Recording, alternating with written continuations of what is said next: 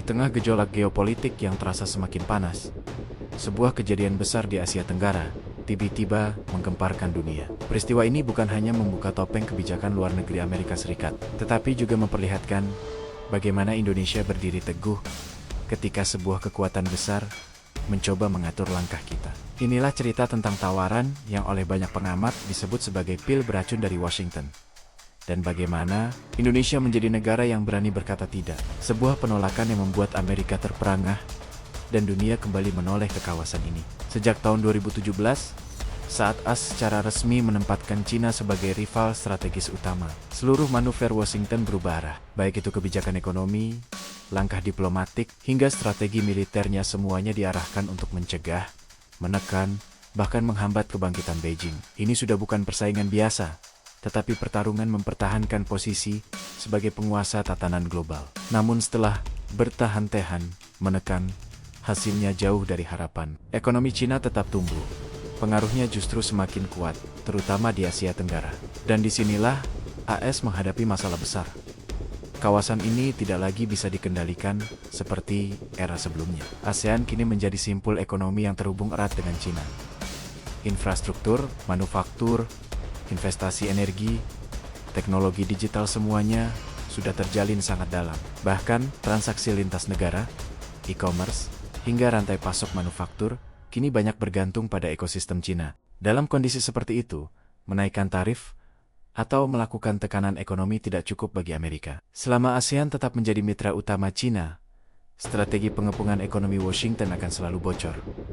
Maka Amerika mencoba pendekatan baru, pendekatan yang lebih halus, sekaligus lebih berbahaya. Di balik layar, think tank Amerika merancang sebuah klausul kontroversial yang mereka sebut poison pill, klausul pil beracun. Mekanisme ini pada dasarnya memaksa negara yang menandatanganinya untuk menentukan pilihan: bekerja sama dengan Amerika atau bekerja sama dengan Cina.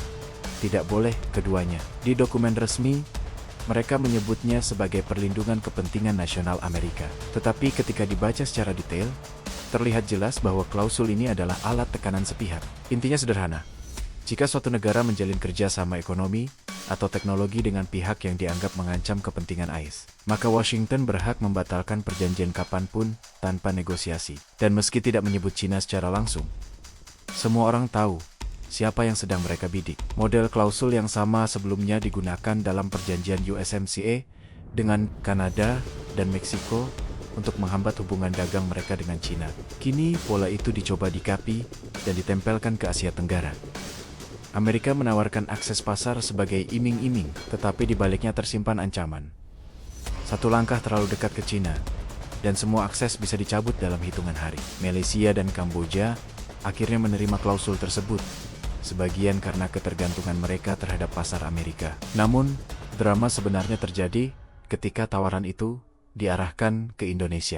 Bukan sambutan, bukan kompromi, dan bukan jawaban diplomatis yang melunak Indonesia, justru memberikan penolakan yang sangat tegas. Sebuah sikap yang tidak banyak negara berani lakukan. Indonesia menegaskan bahwa kedaulatan ekonomi bukan barang yang bisa ditukar, dan tidak ada negara lain yang berhak menentukan mitra kerja sama Indonesia. Sikap langsung dan lugas ini mengejutkan banyak pihak, terutama Amerika sendiri. Penolakan ini kemudian menjadi sorotan global. Analis internasional menyebutnya sebagai tamparan keras bagi strategi Amerika di Asia Tenggara. Bukan karena Indonesia anti-AS, tetapi karena Indonesia menunjukkan bahwa era ancaman ekonomi untuk mengendalikan negara berkembang sudah lewat. Lalu apa yang membuat Indonesia begitu percaya diri? Pertama, fondasi ekonomi Indonesia semakin kokoh. Sebagai ekonomi terbesar di ASEAN dan anggota G20, daya tawar Indonesia jauh lebih kuat dari negara Asia Tenggara lainnya. Kedua, hubungan ekonomi dengan Cina tidak bisa dianggap remeh. Ekspor Indonesia ke AS hanya sekitar 26 miliar dolar, sedangkan ekspor ke Cina melampaui 70 miliar dolar, hampir 3 kali lipat. Cina juga menjadi investor utama dalam proyek strategis Indonesia, seperti nikel, baterai, energi baru, hingga infrastruktur besar. Memutus hubungan dengan Cina bukan opsi realistis, itu sama saja dengan menghambat pembangunan nasional. Ketiga, Indonesia tidak memiliki ketergantungan militer ekstrem pada Amerika. Indonesia selama ini membangun postur pertahanan melalui banyak mitra. Eropa, Korea Selatan, hingga Cina. Bukan hanya AS. Artinya, ruang gerak Indonesia lebih bebas. Namun alasan terpenting bukanlah ekonomi ataupun militer. Alasannya adalah prinsip politik luar negeri Indonesia.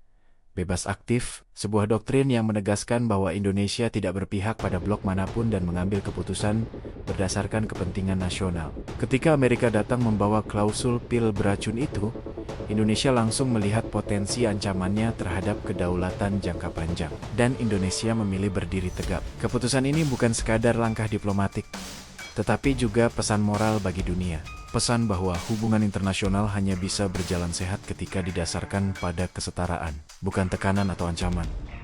Dampaknya tidak kecil. Sejumlah negara ASEAN mulai mempertimbangkan ulang posisi mereka. Jika Indonesia berani menolak, kenapa mereka tidak? Selain itu, klausul pil beracun ini juga dianggap berbahaya karena menyasar sektor masa depan. Ekonomi digital, data pribadi, keamanan investasi, padahal nilai ekonomi digital antara Cina dan ASEAN sudah menembus 200 miliar dolar pada ke-2024. Jika Indonesia menerima klausul itu, masa depan ekonomi digital kita bisa terhambat serius. Bahkan media seperti Bloomberg menyebut klausul ini sebagai tes kesetiaan bagi negara yang dekat dengan Cina, istilah yang membuat banyak analis tersenyum pahit. Karena Hellas Amerika tidak melihat Asia Tenggara sebagai mitra setara, tetapi sebagai pion dalam persaingan raksasa Amerika-Cina. Sejumlah pakar internasional juga menyebut perjanjian ini sebagai bentuk kepatuhan bersyarat, karena memberi Amerika hak veto atas kebijakan ekonomi negara lain. Siapapun yang menandatangani klausul tersebut pada dasarnya menyerahkan sebagian kedaulatan ekonominya, dan Indonesia menolak itu.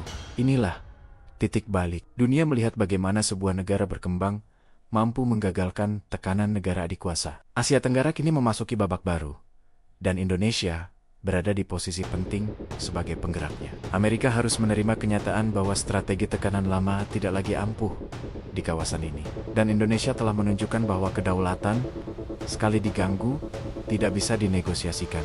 Babak baru geopolitik Asia telah dimulai, dan Indonesia kini menjadi salah satu motor utamanya.